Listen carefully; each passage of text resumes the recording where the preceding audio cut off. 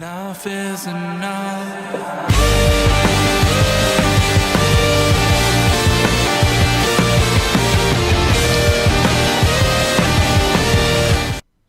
Hey guys, welcome back to the Indie Wrestling Corner with another episode of Under the Ropes. I'm your host as always, the Queen of the Indies, and today I'm excited. It's been a while since I've had a referee on the channel, so what better way?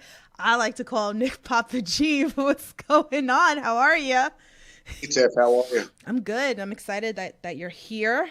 You've been know me for a while now, so great to finally get to sit and chat with you. Should be a blast. A blast in a glass, pretty much, right? Well,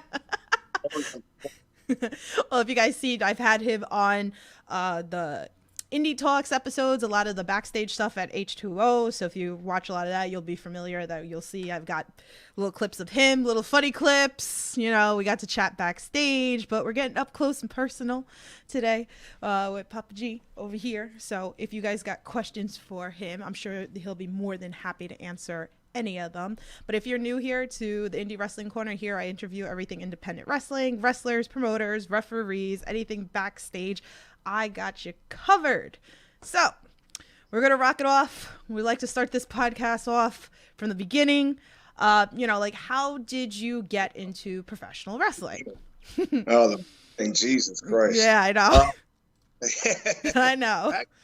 How I got into it? Actually, I went to my first. As far as like me actually getting into it was actually the first show I went to was Cage of Death 4 at the old ECW arena. I think it was like 2002 on there back in the day. So I was only a teenager at the time, maybe in my like early 20s or something like that. I don't even remember. So that was actually my first event. Then we started going to the shows more on a regular basis after that. Then too, on top of that.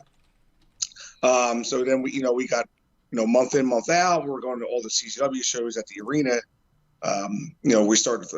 Me and my buddy started at like second row, and then we got up to first row. I became actually familiar with Dennis Shock, who was doing the ring announce at the time for CCW. We just became friendly, just ball busting, doing typical heckling shit and stuff like that. So then they actually just randomly needed a timekeeper for a show.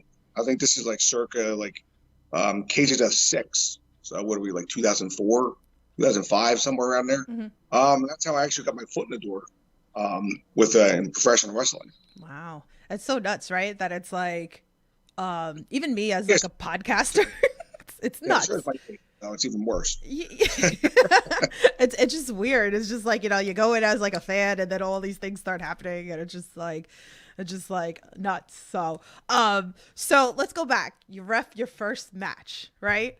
Like, how did that feel for you? Like, were you nervous? Like, did you feel that you were going to screw it up? Like, well, actually, the first time I actually was reffing, like before that, I actually did 2 years of ring announcing, actually, before I actually reffed anything. So I was actually ring announcing on the side for like some of the CCW's like student shows. They used to have like every other Wednesday night at the arena. And then I was actually, every now and then, I would actually ring announce for Chikara back in 2006, 2007, maybe borderline 2008.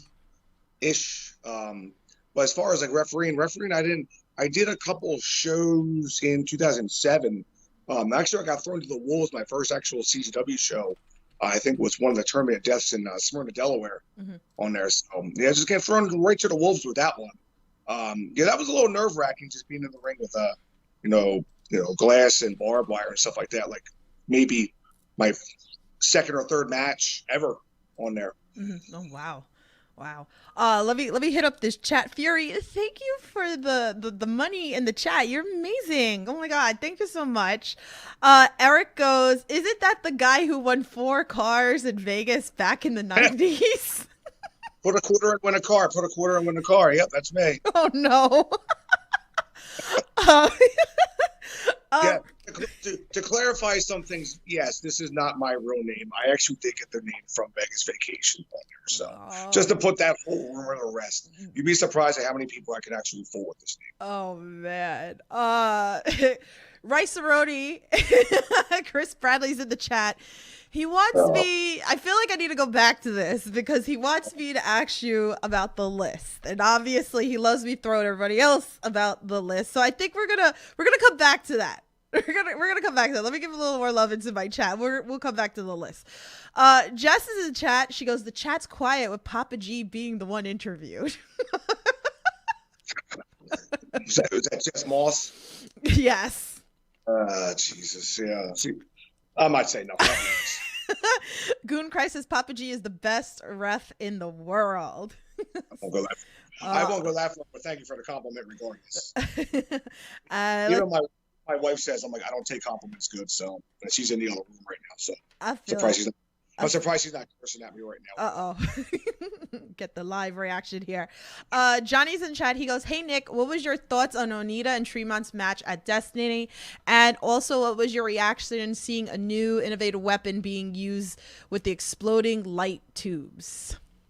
Well, I watched it. I watched it from the crowd. Actually, Mike Keener is actually officiating that match on there. I wanted to actually watch it from the crowd just to get a crowd reaction. Because one thing I hardly ever get to do anymore is actually getting legit live crowd vibes on there. It was actually an insane match to watch. I was actually in the ring with Onita twice before, in another company that did Maddie's matches and stuff like that. You could still feel the heat from where I was even sitting at too on there. It was just too intense on there. I'm like, with the exploding tubes, I'm like, that's I know actually I believe he actually tried them over there recently at the FMWE show too, on top of that. Mm-hmm. So I'm like, it's not a one-off, as they say, with the exploding light tube. So he's actually using them over there now as we speak. It's pretty cool. It was a lot. It was a lot. I'm like, I've been in the ring. I've been in the ring with explosives before, with like Jim, and Casey Catal and stuff like that. Doing that match. I'm like, yeah, explosives are nothing to screw around with. I'm like, fire is my least weapon I like to be in the ring with because it's too unpredictable. Mm-hmm. Yeah, it's a little scary. Like, I give you guys a lot of credit. Like, you guys don't get enough. Everybody, wrestlers, even the refs that get involved, you guys get hurt too. Like, I've got the scars to prove it. Yeah. Yeah, that's what I'm saying. Like, this is why you guys are very important. And, and it's like, I could sit here and I could thank you for everything that you guys do to entertain us. It gets very scary sometimes to sit and watch you guys getting cut and all the glass going around and barbed wire and this. It's a lot, without a doubt. So, Chris says, ask him what he thinks about Chris Bradley, though. Ask him about what? He wants to know what you think about him. Well, it's like at least our paths didn't cross when I was doing my heel run with Matheson crew and stuff like that. Actually, they did once on there, so he did beat me up one time, so I didn't really appreciate that. But Chris is good people. I always appreciate it. I feel like the whole H2O roster is coming in here. Sean's in the chat. He goes, when we get in that Papaji merch. We got Ref Sean in the chat. Yeah. Well, as soon as somebody can actually, hook me up with a decent graphic design, we'll get some merch going to the top of that. So there you go, guys. If you're a merch guy or you're like a designer, hit up Papaji. And then hit me up too, because I'm up for some new merch. I have mortgage to pay for, so I'm like, please. There you go. Goon Christ says, thanks for the house pop. Can you explain this to me? Because when obviously I posted, so it's new, it's like a new term for me, and I started noticing that people were saying it to you at H2O, and I've seen it on social media. Thanks for the house. Explain to me and explain to the fans. It's a random inside joke we do backstage and stuff like that. Always if somebody's coming, I do it to Chuck Payne a lot too, and I do it to Bradley and stuff like that. It's just literally just a random running gag that we use on each other And it just became just overwhelming. And I kind of just like took it over backstage. It's like, obviously we watch, how the crowd files in and stuff like that. I'm like, oh, hey, thanks for the house, guys. Little stuff like that. And it became just a random running joke, even if it's like one of the, like the studio tapings or something like that we do. And there's like maybe like 10 people out in the crowd. We're like, hey, thanks for the house, guys. Good job. Yeah. Okay. I was like, oh, wow. I was like, it's literally just like random, like a locker room gag that we've been doing on each other for. No, okay. Because I was like, like I said, I saw it on social, but then I actually seen it this past weekend at H2O that people were saying that to you, and I was like, what the hell does this mean? I even got Earl Gardner doing it too. On top of that, he'll come up to me and even and stuff like that. Like, I'm like, hey, thanks for the house, Bob. I'm like, don't try to do it mid-match too. On top of it, to make me break on there. I'm like, I try not to. I'm pretty good at breaking people into the ring. I'm kind of known for that. So I'm the worst. Captain Dave's in the chat. Shout out to you. Wes is in the chat. Shout out to you. I like to call him Rice-A-Roni. Chris Bradley, he says thanks for the house. And Goon says Chris Bradley is the shits. Wes says my daughter is an artistic graphic designer. Hey, hit up Papaji. Anything. So Johnny wants to know, are you and Tara on good terms again after your heat with each other? Tara was what? Tara Calloway. Yes. Oh, well, that yes. I'm like, she gave me my job back, so like I was always appreciative that way. And like I was, my wife was about to leave me and stuff like that, so that wasn't really good. That wasn't really fun. As she's laughing in the background watching Elf, for Christ's sake, so I'm like, absolute worst movie. Here, I'll get heat now. Elf is a shit movie. So I ain't touching this. So I'm gonna move on. I'm gonna move on to like some of my questions. So I also like to incorporate the fans in here. I keep in touch with a lot of fans that are looking to get into wrestling, and like our friend Sky, shout out to her. I was actually DMing with her earlier because she was looking for help with promos, and I DM'd, I hit up Anthony Gangone and I told her to talk to Matt or whatever. So, but I also know, I can't remember who it was.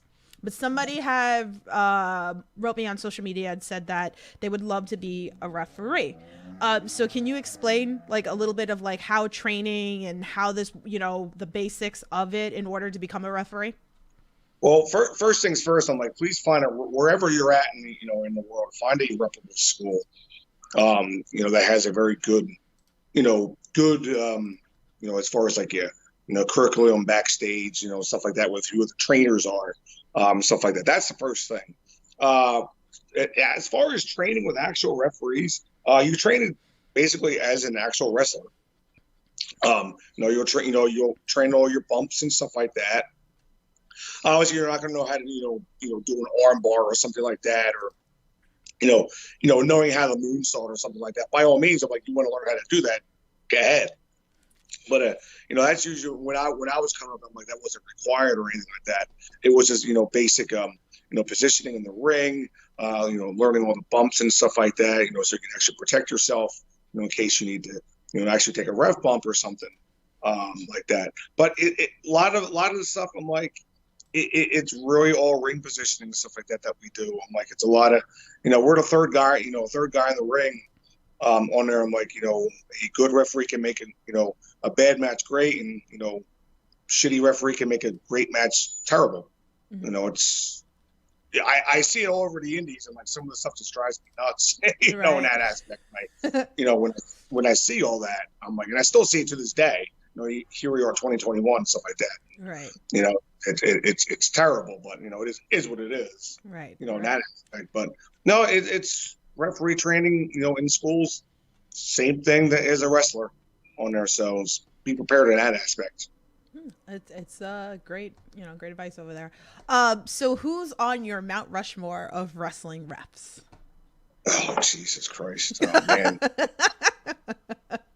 Oh, man. You got to, well, as far as like when I was coming up watching mm-hmm. wrestling, obviously, I came up in the late 80s, early 90s with everything. I'm like, Mike Chiodo's one, is one to always look up to on there.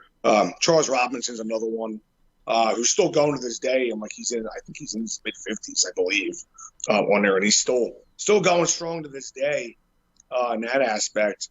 Always got to put my friend Mike Keener on there. I'm like, me and Keen are actually really good, we're close friends and stuff like that with, in wrestling. He's still going strong to this day too. On top of that, with MCW and MLW and stuff like that. So occasionally he hits up. He's here with us at H2O and stuff like that. A fourth one. I'll put put the modern day ref on there. He doesn't ref that much anymore because I think he's actually in the talent relations office. But John Cone, is another one. Actually, I'm like, he's like the perfect size. I'm like, he's like 5'9", 5'10", but I'm like, he's like, it's hard to explain really, and it's just like, how good he is and stuff like that with everything. So, I try to keep, a couple in the past and, up to current day on there. So. Mm-hmm. Let's see. You guys are great into the chat. Chat says, "What's up, Tiff and Nick? How are you guys doing this evening? How's your Thanksgiving? Thanksgiving was good on my end, nice and quiet." Yeah. I just had my mother-in-law, sister-in-law over and stuff like that. So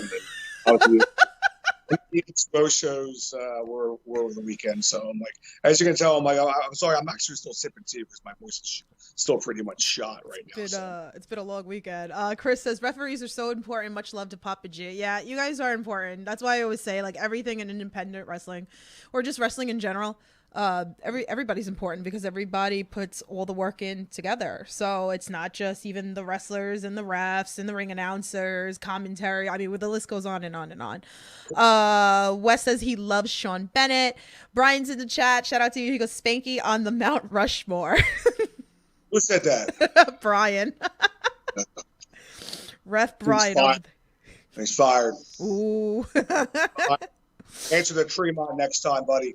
Oh, man. And Gordon says Papaji is the Mount Rushmore of refs. So let me also talk about, because we are talking about like refs in general, and I know I talked about this once before. AEW, like pretty much Kaiga also like allowed a lot of their refs to have personalities, to be characters with them themselves. Do you like that, or do you prefer the idea of blending into the background and just doing the count? You're gonna get it's such a gray area with that question. Actually, I get that a lot. Mm-hmm. Was a lot of people know where Bryce came from in Chikara and stuff like that. The wacky atmospheres that the company was and stuff like that. Paul Turner from Ring of Honor, and then Rick Knox from PWG, and then Aubrey from up in Defy, and I think she was actually from a 3-2-1 battle, I believe too. Mm-hmm. She worked out on stuff like that. I'm not opposed to it because I can't really say that I can be opposed to it because I was a character in H2O for about 8 months. Yeah. When Mathis crew and stuff mm-hmm. like that. So I was the corrupt asshole referee. So that everybody hated and that still do for some apparent reason. But I'm not opposed to it. But I'm like, you'll get it. It's a gray area because you'll get it with different promotions. Prefer the referees just to be in the background and blend in and stuff like that. So what a good referee is, I'm like, if you don't notice the referee in the ring, well, then he or she's doing their job. So that's usually the best compliment we can actually get. Like, oh, I didn't even know you were in the ring until you started counting. I'm like, well, then I did my job. That's probably the easiest. Yeah, I like the fun, like even also with the characters in there too, because it's like you guys are telling story too. And I go back to Chad Spectacular's show, and well, ref Josh, who's now Frank Benetti, he was the ref during Chuck Payne and G Raver, which I can't wait for this to come out on IWTV. I'm like waiting because I know what match you're talking about. Yeah, like if you guys were there, then and it was like Josh was getting paid off by G Raver and Chuck Payne, but that's what I'm saying. It's like, it's nice also to have that serious wrestling and have that comic relief too. And everybody playing a role into it too. I feel like those are also just as important as big serious matches as well, because it's just fun. And it's like, everybody's having fun and you get a break and you get to laugh, So I feel, I feel like in that sense, that's what it's also, important. So, we talk about H2O. H2O is a very, important place in my heart as part of the Indie Wrestling Corner. I'm always there. You're a big supporter. So, I mean, you're the senior official ref of H2O. I mean, can you share some enlightenment of, special moments that happened to you, the meaning of H2O to you, and anything that comes to mind? H2O's family. I'm like, it's probably the biggest thing right there. I'm like, we're all in it together, and stuff like that. Even, there's only a couple of us on the roster right now that were actually there at the original show back in 2017, I think it was, 2016, maybe somewhere around there, somewhere in that vicinity. I kind of lose track of it, how many years it's actually been around on there. But yeah, there's, I think it was like me, Connor, Dev, Cannonball. I think that's almost about it. We're kind of like the originals left. I'm like, obviously excluding Matt, obviously, in that sense, obviously. Yeah. But yeah, there hasn't been any. It was like at that time, I'm like, Matt was only trying. It was like trial and error that he was doing. He was doing it like maybe every 3 months. On there, it was actually funny how I found out about it. It was just a random news board I saw. I saw his match advertised with Kevin Sullivan. Was on the first show actually, and it was advertised in Woodbury Heights, which at that time I was living in Deptford, so I was maybe like 15 minutes around the corner from the venue. And I actually hit Matt up. I'm like, hey, who's running this H2O promotion? And then literally 5 minutes later, it's like, hey, what's up? I'm like, oh, well, okay. So I had no idea it was actually Matt's promotion, at all. I'm like, because I know he was doing the stuff with On Point Wrestling. I don't know. There was like a side, apparently, if you know the history of H2O, I'm like, it was just a side project for Matt. On there, it was kind of weird just how to find out about it. Just actually, Matt was running that promotion too on there, so that was actually pretty cool in that aspect. That's awesome. That's so cool. And here we are. Yeah, exactly. Here we are 5 years later. As he likes to call it, the mom and chop promotion. That's literally what it is. I'm like, you'll find your big names here and there and stuff like that, but it's all. I'm not saying it's all local town because there's people from all over the place that come now. Right. From each. At one point, it was just local, people, but now it's literally everybody. From all the way up in New York, New England, down to Midwest and stuff like that. People all over the place come for the company. It's nuts too, because it's like you see names, and then I like that we're seeing like students. You have Sean Henderson, he has his shows, and I talked about this with Sean before, that I feel like he's got an eye for talent. He brings in other people as well, of people that I don't know or might not be aware of, and I become aware of because of Sean's shows, which is great. If you go to the Undiscover, sometimes you see just wrestlers just sitting, hanging out, watching. I've seen the Rep just sitting, just watching the shows. I mean, Eric Corvus has been there just hanging out, like watching the shows. So you never know who's going to show up at these shows. Especially Sean. I'm like, Sean's got a big eye for talent. He's the one that actually at first I'm like, he was the one that actually was booking Kennedy Copeland. At first, I'm like, I didn't know, who she was from up in New England, and now look at her now. What's it?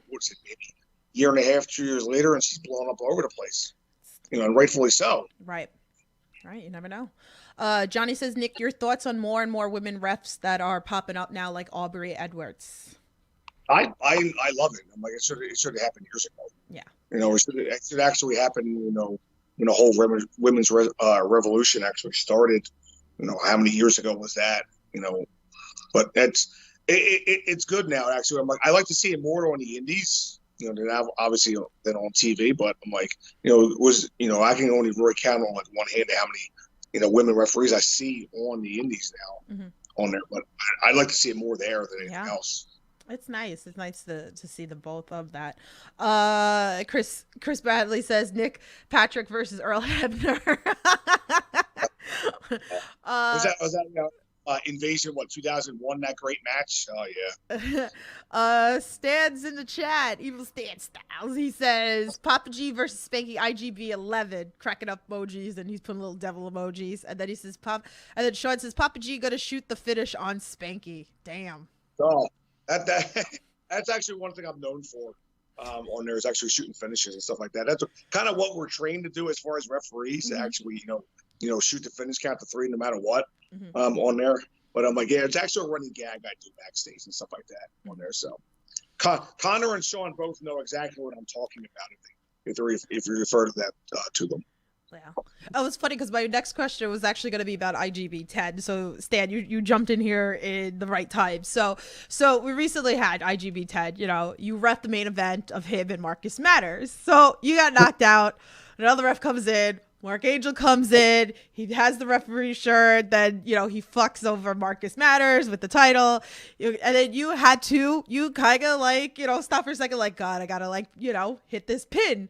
So let's talk about, like, experiences like this and maybe, like, other similar experiences when you're put in this position. What as far as ref bumps go? Yeah, ref bumps like that. You get like knocked out, and then it's like another ref has come in, or if something's just, you know, fishy, kind of like what happened here with the finish. It's harder. It's harder for as far as indie referees to take bumps. So on top of that, was 9 times out of 10, I'm like, we don't have any earpieces whatsoever. So you actually will see sometimes the ref getting up early and actually seeing what they're not supposed to see on there, which is kind of defeats the whole purpose of the actual ref bump. You know, in that aspect. On there, we're not being produced in our ear like you would on the TV or anything like that. So it's kind of harder for us to actually do ref bumps. I'm like, usually when I actually have ref bumps, I actually tell people like, yeah, please revive me when all the shenanigans are done. You know, so I'm not botching that whole thing. I'm like, because I've seen that a lot too. You know, they're getting too early or something like that, and then boom, they're seeing the shenanigans when they're not supposed to, and then what do you do in that aspect? I'm like, you're going to have to disqualify them, which kind of kills the whole match, the match result. All right. So, you know, I'm going to come back to Chris Bradley in a second because I'm going to ask this question first before we go to work. I'm like, Jesus Christ. All right. So I have a question from, I guess we're going to call her Casey Kirk now, right? Because everybody's saying fuck the Kirks. I mean, I was actually having this conversation with her earlier and I was like, what do I call you now? I was like, do I call you Casey Kirk now? But she wants to know, you know, why are you such a troll? Why am I such a troll? I'm not a troll whatsoever. I'm like, I know what she's referring to. We actually had this discussion over the weekend. It's every time I'm like, I see tweets a lot too on top of just like Brandon does, but I'm like, I don't troll Brandon whatsoever. I'm like, Casey's an easy person to troll online, especially with just as far as like my because I'm not a basketball fan, so I'm like, I'll rib her constantly with them because I know she's a big Mavericks fan, you know, and stuff like that. So I'll constantly rib her about, NBA's fake, blah blah blah blah. You know, wrestling is more real than the NBA and stuff like that. So, you know, that's actually like where my trolling really comes from. And stuff like that, so. She was telling me that she tells you to. I gave her a nice comment today on her Twitter. I'm like, geez. She told me that she tells you to delete your Twitter pretty much. Yeah, I probably should. So we also have another fan tweet from Good Cop Bad Cop. He goes, he loves to do this with all my fans. So and I think you saw this with Papagiorgio being an anagram of I gag poop air. What has been the smelliest toilet you have ever encountered? I was actually, I think I saw that after Saturday night's show and stuff like that. I think I saw it then. I'm like, where are we coming from with this? Or something like that. I'm like, I still don't know to this day where that's even coming from, to be honest with you. So I really have no lots of answer. He loves the mess up. Sometimes we get some really good stories with his anagram, so that's why he continues that. So all my guests on there. So, all right. So Chris Bradley's hounding me in the chat to ask you. So I am known for my list of husbands or the list of wives or whatever. So we've had a bunch of H2O students on here, and we threw them under the bus, because I thrown myself under the bus as well with a lot of the wrestlers. They know that they're husbands and all that shit like that. And I have my list of wives too, and it's all fun. It's nothing serious. So it's like, guys don't take it all serious. It's just a fun list that we do. So Chris wants me to ask you what's your top 3 list of wives, and it has to be in the independent scene. Oh, for Christ's sake. Jesus Christ, I'm located in Jersey. I don't travel as much as I used to it. On there, I guess if you can actually use one because she just got released about like not even a month ago. Mia Yim on there. She's actually really close. You know, me and her are like really close as far as friends go back to her like our WSU days and stuff like that. And, you know, in CCW on her. But yeah, she's really a good friend. I'm like, I still talk to her right now, and I reached out to her. You know, after she got her release for whatever reason and stuff like that. I don't know. Do we count like AEW as an independent, or since they still work indies? If they still work the indie scene, I'll count it. You know, on there, I'm like, I know Leva Bates is another one. You know, me and her are really close and stuff like that. About when they were here in Philly, I picked her up from the airport on Tuesday night because she hit me up for that and drive her to her hotel. Literally 2 minutes into the car ride, her cat actually peed on her lap, which was actually great on there. So that was phenomenal on there. But to her defense, her cat is 19 years old. So it was on there. Leva will kill me later for even mentioning that story. See, it's a toss up between Sue Young and Allie, or the Bunny, whatever you want to call her, because I'm like, those right there, the four females I mentioned are probably my closest, you know, as far as like wrestlers, like in the business that I've been close with for like years now, you know, and stuff like that. And I'm like, I still talk to Sue to this day.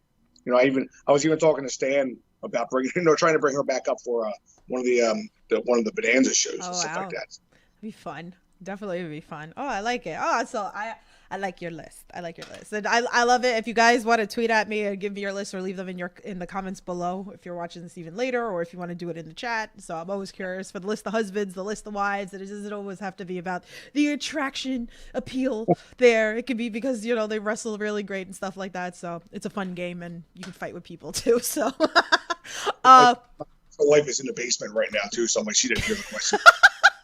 I watched back, and then I was like, I get yelled at. I like her anyway because she's met all four of them anyway. They got mentioned, so it's all good. So let's put some eyes on the independent scene.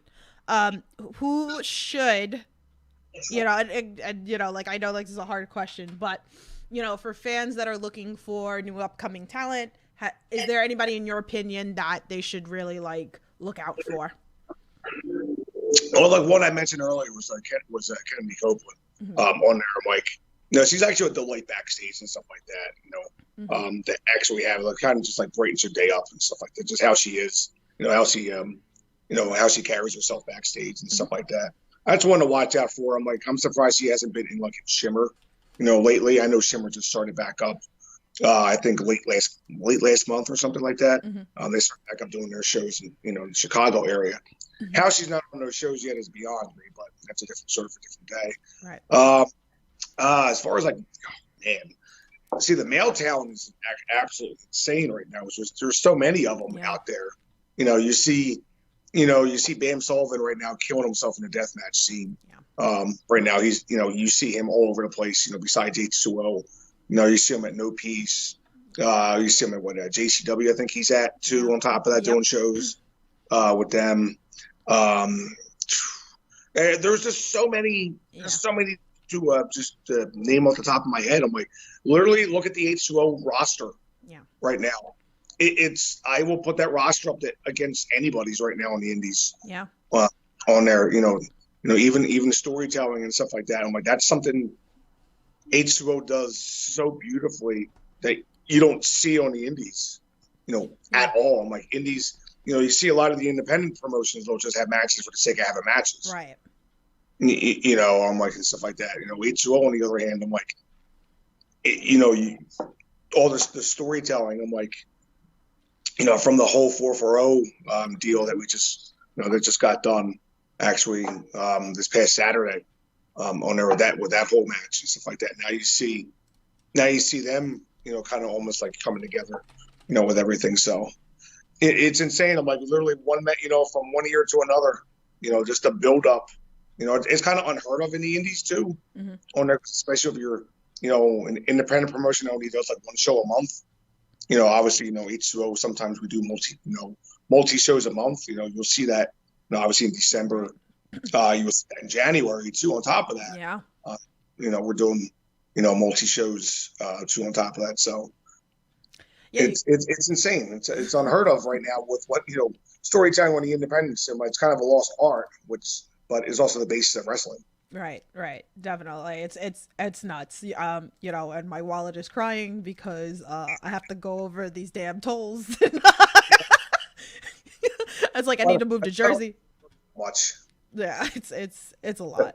It's a lot. Who's been some of your favorites to work in ring, like to actually work with?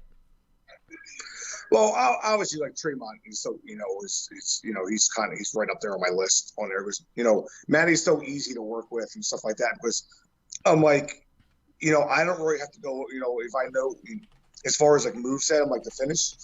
9 times out of 10, I'm like, I know what the finish of the match is with Matty, stuff like that. Because he uses the same finisher. He doesn't use like, oh, I'm gonna win the roll up or something like that. Right. I'm like, I know Matt's moveset. From like years on, from if it's H2O, if it's back in the day with CCW and stuff like that. Another guy was John Moxley. Moxley, as you see him on TV when he was on TV in the AEW, I know he's out for personal reasons right now, but that's literally how Mox is backstage. That's as you see him on TV, that's how he really is. he's a maniac, in a good way. In a good way on there. Another guy was Eddie Kingston, so easy to work with. Oh, I love Eddie. Cesaro was easy to work with back in the day, Claudio, whatever you want to call him now, on there. There's so many names on there. Yeah. When you realize, I'm like, and I kind of look back, I'm like, I've been refereeing like 13 years. I'm like, Jesus Christ, I'm like, how many people have I been in the ring with? It's just absolutely insane. Oh, wow. Yeah. From like Gulak to AJ Styles to Bryan Danielson to Johnny Saint to Johnny Kidd, and I've refereed at least one, refereed at least a bunch of their matches, stuff like that, which is absolutely insane. Yeah. Actually, right now, just sitting now, thinking about it. It's a lot. Yeah. Amber's in the chat. She goes, "Hi, Papaji." Love. I am. Very, very cool. Do you have, I like to ask the wrestlers this, so I'm going to ask you this. So do you have any pre-match rituals? Is there anything that you do before you go out there and get ready? No, I usually literally don't. I'm like, the only thing I will always make sure is like I actually have my knee pads underneath my pants, because the 3 times that I forgot to wear knee pads, I either A, got hurt, or B, botched something. So I'm like, to this day, I will always double and triple check to make sure I actually have my knee pads on there. It's a little, it may seem little, but I'm like, it's actually a big thing for me, in that aspect. But other than that, I'm like, no, I just, shake everybody's hands right before the match. Be safe, have fun, see you out there. Kind of really about it. I don't really have any kind of like, I don't usually like say a prayer or anything like that. Yeah. Unless like a really big death match, and like it was like a, a cage of death or 200 like 2 match where I know it's going to be just like out of control. Right. Yeah, then it's that's then I might get a little extra in that aspect. Let me not die. Probably the first Tremont Onita match, I actually was saying that to myself. I'm like, oh my God, Jesus Christ. I'm like, I remember, watching tapes of this guy back in the 90s, and stuff like that. I'm like actually sharing a ring with the guy. Then after that, I'm like, it was a whole different story, in that aspect. Yeah. So it's a lot. So you're a coffee enthusiast like me. What's some of the best and worst coffees that you've had? Oh, well, Dunkin' Donuts, it has to be one of the shittiest coffees out there. I'm like, I don't care what people say on there. Like it's so watered down. I'm like, there's actually when I come to the H2O Center, there's actually a Dunkin' Donuts literally a half a mile around the corner. I will seriously drive the extra 5 miles to like a Wawa or a Starbucks to actually get a cup of coffee on there, just for that reason alone. Because I'm like, they're terrible. I'm like, why the drive-through is 5 cars deep at 3 o'clock in the afternoon is beyond me. Too, on top of that. But I'm like, yeah, your coffee's not that good. So I'm like, I'll literally go elsewhere My favorite, to be honest with you, as far as coffee wise, it was actually back when Allie and Pepper Parks were coming up for WSU. They're from the Buffalo area. They would actually get me Tim Hortons K cups for me from Canada. So I'm like, I was actually always appreciative when they would come down, because I would always get like 2 or 3 boxes of K cups, which would last me about at least a month. Oh, wow. It was scary. But now there's actual a Tim Hortons that just opened up in South Jersey over here. Mm-hmm. I gotta go find out where it's at now too, to see as far as the vicinity from the to the arena, so I can actually go there now instead. There you go. There you go. So I'm just thinking about. I put everybody over everybody's coffee except for Dunkin' Donuts, because it's shits. I think it really depends on like where, because there are some like really, really good Dunkin' Donuts. So like, believe it or not, there was one like where I used to live, and it was like a kosher Dunkin' Donuts, and I felt that one was so much better than the regular Dunkin' Donuts in the same town too. But I always used to go back to the kosher one because it just tasted so much better. I don't know, like. Yeah, it's weird. I'm like, maybe I don't know. Maybe it's the employees or something like that, or something. I don't know. It could be. It could be because some people just don't know how to make a good cup of coffee. So well, that too. Yeah, I'm like, I'll usually try to go to a Starbucks inside a Target, but that's usually that's usually terrible, because it's usually like five people deep, and there's like one person. Oh yeah. I'm done. And then they're limited. They're limited to what they have as well. So, but then you got like the Wawa, like you said, with your different kind of blends. I've been doing, if anybody's been watching on Twitter, I've been doing the average calendar of all coffees. It's 24 cups of cheer. And you would think, right, that it would be all like holiday blends. I'm getting like regular fucking blends of coffee in there. And I'm like, what the hell did I pay? A nice thing was I only really drink like dark roast and stuff like that. You can actually get them at I think you can only get them at Walmart. It's actually Death Wish coffee. I know they're based up in New York. Yeah. So I'm like, yeah, each K cup is actually I believe they're like 300 milligrams of caffeine in there.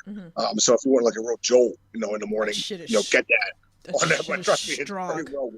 The shit is strong. Yeah, it is. They give you, I think they give you like 18 of them in a box for like, I think it's like $9.99 or something like that. So it's a doable price. I had it once at what's it called? A tattoo convention, and they were kind of like, advertising, but it was in a can. So you weren't even getting like whatever, you were getting like a canned coffee, and I was like, this is the most disgusting coffee that I ever had. I was like, this shit is strong and disgusting. Like, I don't know. But they did open up some Keurigs in the States, because there's one in Canada, and then you can go shopping and you can buy the actual single K cups. So you can go in there and you can try. Like, I think that's so cool. Like, I just want to go up to Canada just for that, just to try, like, go with with a little basket. I'm like, ooh, this sounds good. Ooh, this sounds good. So I've done that before, where I've had some shipped down to me, and some of them are really, really disgusting, and some of them are really, really good. So I don't know. I feel like I need to bring back that coffee podcast. Maybe one day you and me will we'll do some coffee tasting on a podcast or something like that. Yeah.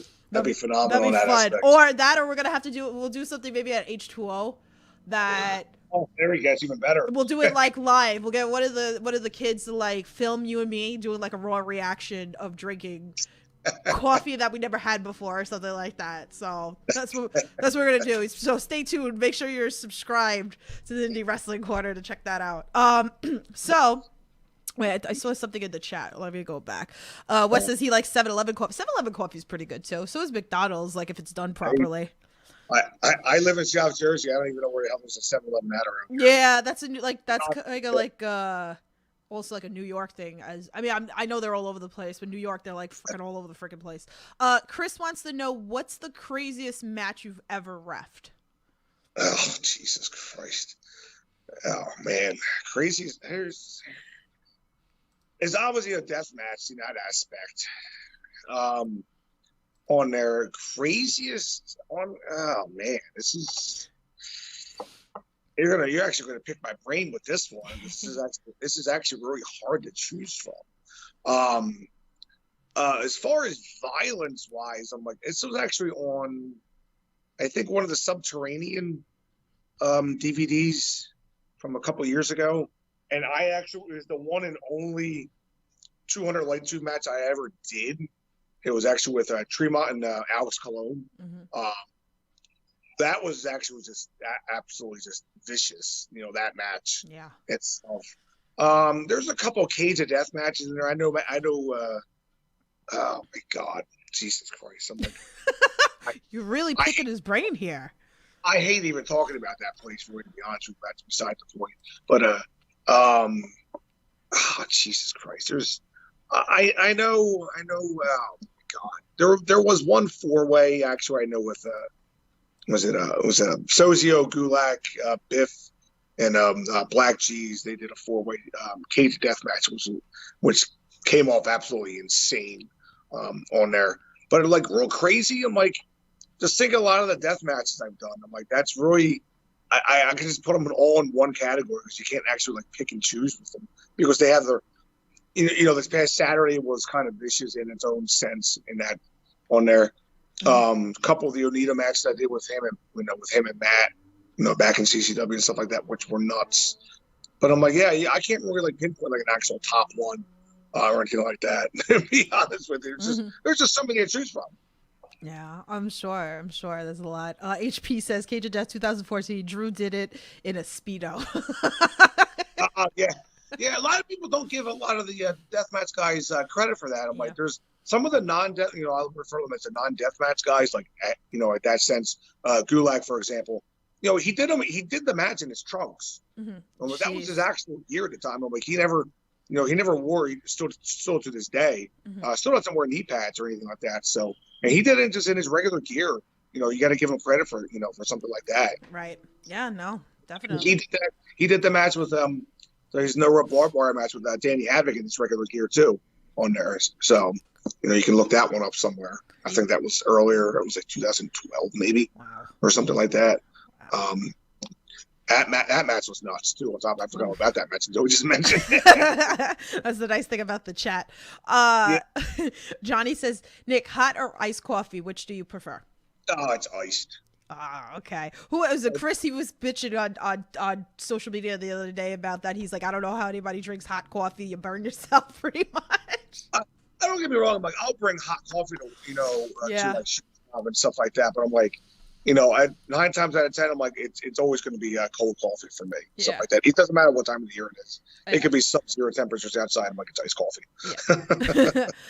Wes says, me and my family's favorite is Kennedy Copeland, but never been to an H2O show. So, because I know Wes, and I know like some of the stuff that you like. So if you're going to come to an H2O show, I would actually suggest, if you're going to come to one of the Sean Henderson shows first, or come to the intergender shows, because the H2O shows, the main ones, are very hardcore. And I know you have a son, and it's like, if you're not into the deathmatch wrestling scene, and I'm not saying that they're all death matches because they're not, it's more hardcore. But I also know, like I said, like you have a kid, so it really depends on your preference, because our friend Melissa, who with Azalea, she doesn't come to those particular shows because she doesn't want Azalea to kind of be around the deeper hardcore stuff. But I would think, I think right, Nick, that those probably the shows that I would recommend to come see. Anything, Roy, that's a lot of the main shows, I'm like, granted, it's, a lot of the shows have violence, obviously from the past Saturday and stuff like that. But, if you want to get introduced, I would see first watch the main shows on IWTV, on there, because we have the whole backlogs on there, right? I believe, on there from all the shows, even when we get the what do they call them? I forget what Tremont calls them. He called the Pager 2 shows. Yeah, those are the student shows. Yeah. Yeah, it was kind of the mix with the students and the veterans and stuff like that on there. Once we pop up with them too, on top of that, check them out too on top of it, because we don't really do too much violence there as far as or the Undiscovereds are good too. The Monday student shows, those are good too.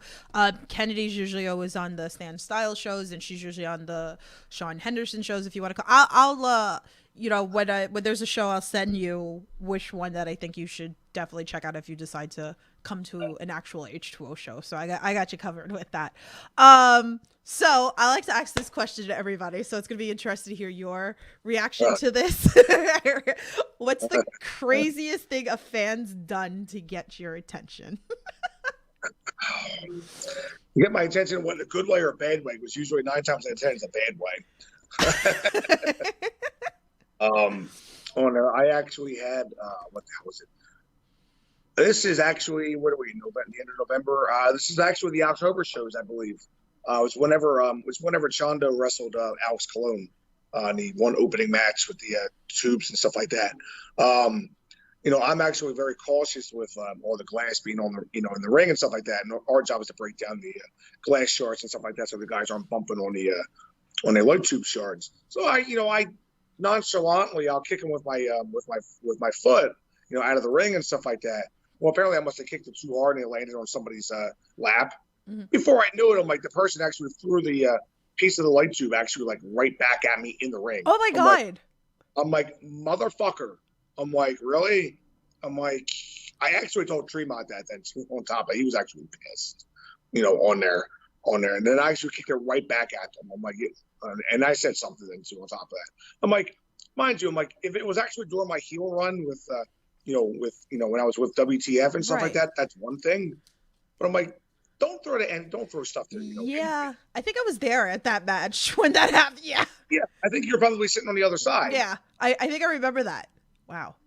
So, no, I even had it was actually during one of the Bonanza shows. It was actually Drew Blood and Adina Steele. Somebody threw a beach ball in the ring like during mid-match. I'm like, motherfucker. I'm like, so I literally, the next match I was out for, they did it again during the ring introduction. So I grabbed the beach ball and threw it outside, on there. I was having none of that. It's just like little things like that, just like, just like irritate me. I'm like, yeah. I think you want to do it like during like intermission. I'm like, I don't care then. But I'm like, you're doing it in the mid-match. I'm like, I'm worried about, people's safety, for Christ's sake. That's my job, in there to worry about everybody's safety besides mine, on there. So I'm like, yeah. So if the fans hearing this now, I'm like, don't throw light tubes in the ring, please. Yeah, don't do that. Throw streamers. Don't throw. Be like me.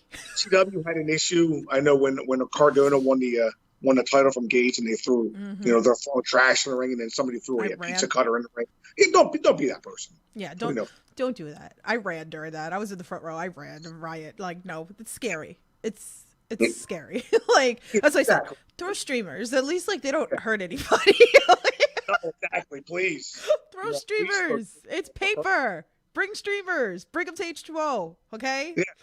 Do it. And if you're going to which actually, we'll bring up now, and then I have one final more question for Nick, and then we'll go into like everything else. So, we have coming up the Christmas show.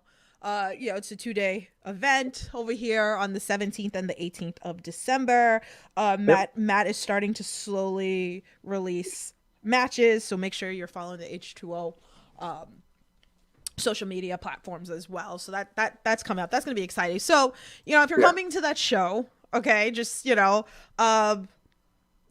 go all fucking Christmassy here. Come bring red and green streamers, okay? Come and wear your ugly sweaters and like come and wear like freaking hats, because I already bought hats for Riley, me, and Jimmy. We're gonna switch off during the days between each other and wear like light up hats and earrings. So have fun. That's like, I love seeing that. I love when the fans interact at the shows like that as well. So it's a good time. So but yeah, so guys, if you have any other questions, drop them in the chat.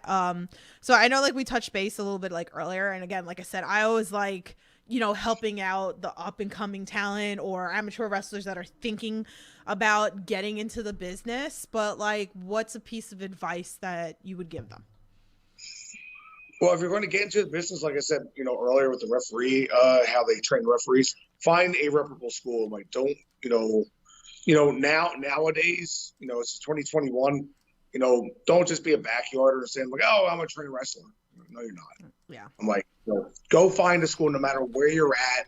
If it's, if you're in South Jersey, the H2O school there. They train 4 or 5 days a week. In there.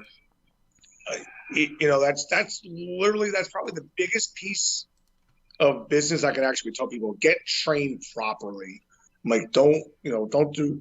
Obviously, you see the people nowadays. We all came up and we all backyarded. Obviously, it's like, that's one thing. Like that's like the '90s and stuff like that. Now it's like, you couldn't find schools back then. Schools are all over the place wherever you're at now. That's just the most important thing. I'm like, get trained properly before you do anything else. Yeah, big importante. Yeah. And then find whatever promotions you obviously want to reach out to that you're looking, that you always wanted to work for and stuff like that. But get trained properly. That's the best thing I could actually tell you to do. Yeah. So, HP goes, what's your opinion on pro refs that don't tuck in their dang shirts?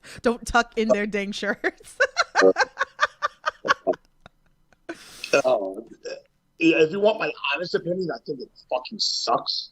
I think it's an actual disgrace when I see referees that don't do that. It's one thing if it comes out during an actual like a ref bump or something like that. That's one thing. But I'm like, I see referees wearing jeans or like, white sneakers or, I'm like, when I mean jeans, I'm like, I'm not talking about just like black jeans. I'm not talking about like blue jeans with like a, black and white striped shirt. I'm like, it's just, you're killing the product right there because it basically just shows that you don't give a shit, right then and there. I'm like, it's kind of just like disrespectful in that aspect too, on top of that. But yeah, you still find it to this day now. It's kind of sad too. We're in 2021, and you still find referees that are like that. It's insane. Yeah. So what you got coming up? We talked about it. We talked about H2O, the 17th and 18th. So pretty much at all upcoming H2O shows. Are you going to be up in Massachusetts too for the weekend? I have no idea yet. Actually, I didn't actually get my schedule yet for as far as like what shows that Matt wants me on too. On top of that, so I leave it up to the boss man. I let him decide all that stuff for me. There you go. I have to show what the year was. It the 30th or the 29th? The 30th. No, it's actually New Year's Day. No, I'm not the. The 30th that he was talking about the show at the 30th. Yeah, the other show that we. So they were talking about a 30th show in Philly, I think it was, or something. Yeah. So keep an eye out for that, guys. So, but tell everybody where they can find you if they wanna find you. Well, you can find me obviously on Facebook. It's facebook.com/Ref Nick Papaji. Same thing on Twitter @Nick Papaji or Ref Nick Papaji. I'm sorry.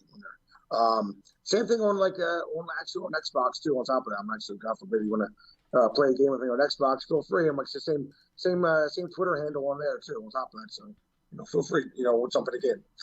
Give some love. I just got a big 70-inch TV in my living room last night, so I'm like, please. There you go. He wants to play. Like there. Entertain me, please. There you go. So, but I love it. Guys, if you're going to the H2O show, bring him a gift, because Johnny's talking to the chat about like a Secret Santa or something like that. Like that would be kind of cool. Bring him a gift. I'm coming with cookies, so like. The locker room will be going with those cookies by the time the first match starts. The minute that I walk into H2O with the cookies, like they're like halfway gone. Like I haven't even brought them into the back yet, and they're like halfway gone. Yeah, that's carb. That's how we carb up as far as getting through our matches. There you go. Like that's literally it right there. That's for sure. They're putting Matt said he's installed the oven for me, so I can just like bake there for you guys. Like. He'd love it. Him and Chris would love that. That's for sure. Tiff's cooking in the back, pretty much. I got you guys covered. But anyway, so that's gonna wrap up this interview. Nick, thank you so much for coming, hanging out, chatting with us a little bit. We got to learn a little bit about you, so it was a pleasure.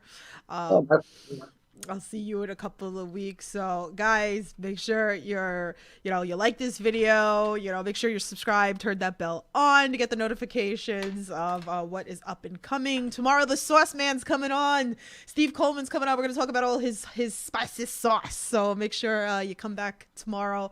You can get those questions, and make sure you're following the Indie Wrestling Corner as well, so you can see all up and coming interviews and backstage stuff. And me and Nick, we're gonna try some coffee together, so stay tuned for that. But, the secret Santa, just give me K-cups. That's it. There you go. So I like it. I like it a lot. So, but guys, remember, stay safe, support independent wrestling, and we'll talk to you guys soon. Have a good night. Bring